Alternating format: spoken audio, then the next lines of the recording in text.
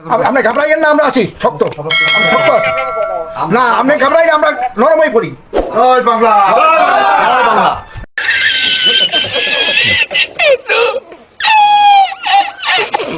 আসসালামু আলাইকুম। আশা করি সবাই অনেক ভালো আছেন।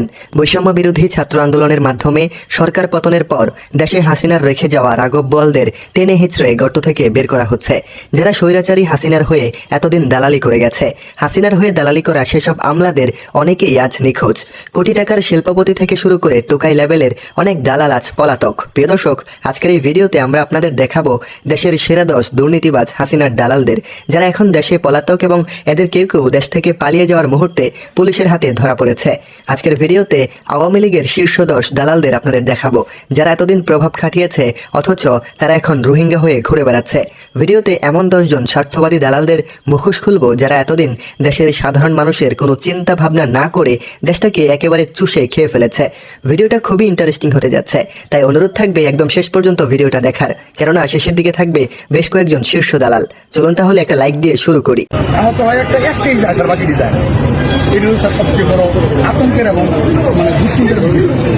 আবার এই নাম্বারটা আমার, আপনি সেট করে রাখছেন। এই নাম্বারটা আমার জাহাঙ্গীর। আচ্ছা, ঠিক আছে, আপনি ঘাবড়াইয়েন না, আমরা আছি শক্ত। আমাদের আজকের এই লিস্টের 3 নম্বরে রয়েছে বরগুনা জেলা আওয়ামী লীগের সাধারণ সম্পাদক হাসিনার দালাল জাহাঙ্গীর কবির। এই জাহাঙ্গীর কবিরের একটা ভিডিও এখন সামাজিক মাধ্যমে ভাইরাল ভিডিওতে দেখা গিয়েছিল জাহাঙ্গীর কবিরকে হাসিনা বেগম ফোন দিয়ে নানান উত্তেজনা ছড়ানোর কথা বলছিল। আজ 15 আগস্ট উপলক্ষে দেশের নানা উদ্বেগ ছড়ানোর অভিযোগে এই কবিরকে গ্রেফতার করা হয়েছে। হাসিনার এই দালালের ভিডিও ভাইরালের পর তাকে পুলিশ গ্রেফতার করে। গ্রেফতারের পর তার বিরুদ্ধে আরো নানান অভিযোগ মিলেছে। হাসিনার এই দালালের একটা চরম শাস্তি চাই। গুলি করে করে লাশ নামানো লাগছে, কিন্তু গুলি করলে মরে একটা, আহত হয় একটা, একটাই যায় স্যার, বাকি যায় না। তালিকার 4 নম্বরে রয়েছে বাংলাদেশের সবচেয়ে জঘন্য একজন অমানুষ, যার নাম মুখে নিতেও এখন ঘৃণা হচ্ছে। এই অমানুষের নাম হলো আসাদুজ্জামান খান কামাল। এই অমানুষের একটা ভিডিও গতকাল ভাইরাল হয়েছে, যেটা দেখে আমার কলিজা কেঁপে উঠেছে। আমাদের আজকের তালিকার 5 নম্বরে রয়েছে আওয়ামী লীগের এক বড় দালাল, যিনি একসময় ছিলেন বহু সমালোচনায়। তার নাম হলো টাকলা মুরাদ। আপনারা কি টাকলা মুরাদের কথা ভুলে গেছেন? সাবেক তথ্য প্রতিমন্ত্রী ডাক্তার মুরাদ হাসান ছিলেন একজন ইসলাম বিদ্বেষী হিংসুক মানুষ। এই টাকলা মুরাদ অনেকদিন বাংলার মানুষদের জ্বালিয়েছেন। তার নামে বহু অভিযোগ রয়েছে। এই জুলুমকারী ইসলাম বিদ্বেষী অমানুষ যেন কোনো মতেই ছাড় না পায়। প্রশাসনের কাছে জোর দাবি জানাচ্ছি, তিনি যেন কোনো মতেই দেশ ত্যাগ করতে না পারেন। আমাদের আজকের তালিকার 6 নম্বরে যে দালাল রয়েছে, তিনি হলেন শেখ হাসিনার পুত্র সজীব ওয়াজেদ জয়। তিনি ছিলেন হাসিনার আইসিটি বিভাগের পরামর্শক। হাসিনার পুত্র জয় হলো আরো এক বড় দালাল, যিনি নিজেকে অনেক বড় জ্ঞানী ভাবেন। তিনি সাধারণ মানুষকে ঠকিয়ে দেশ থেকে টাকা পাচার করে প্রচুর পরিমাণ সম্পদের মালিক হয়ে গেছেন। এই দালাল এখন আমেরিকাতে বসে মায়ের পক্ষে এক একদিন এক এক রকম হাস্যকর বক্তব্য দিয়ে যাচ্ছে ফেসবুকে।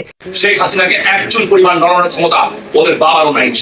জাতির পিতার কন্যা শেখ হাসিনা ক্ষমতায় আছেন, ক্ষমতায় ছিলেন এবং আল্লাহ ক্ষমতায় থাকবেন।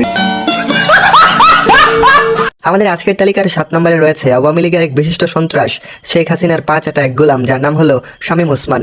AKM শামীম ওসমান বাংলাদেশ আওয়ামী লীগের রাজনীতিবিদ, যিনি নারায়ণগঞ্জ 4 আসনের সংসদ সদস্য ও নারায়ণগঞ্জ মহানগর আওয়ামী লীগের সাবেক সম্পাদক ছিলেন। তিনি নানান চক্রান্তের মাধ্যমে হাসিনার বিশ্বস্ত এক লোক হয়ে ওঠে এবং নিজের ক্ষমতার বলে নিজের এলাকা সহ নানান জায়গায় নিজের আধিপত্য বিস্তার করে ফেলে।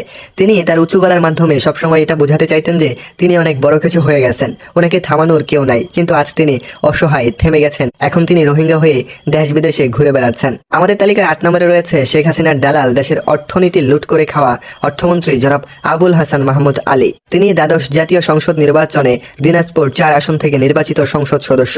দেশের খুবই গুরুত্বপূর্ণ স্থানে দায়িত্বে থাকায় মাহমুদ আলী দেশের অর্থনীতিটাকে একেবারে শেষ করে ফেলেছে।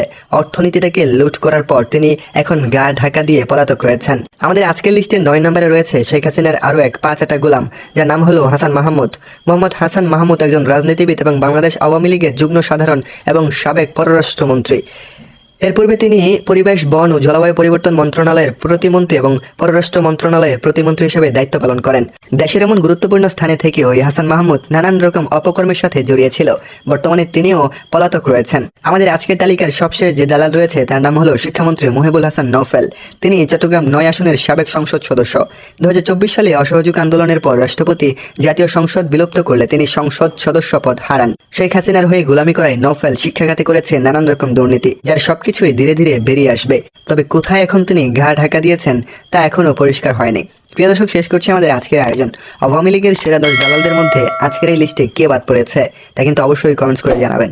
ধন্যবাদ সবাইকে।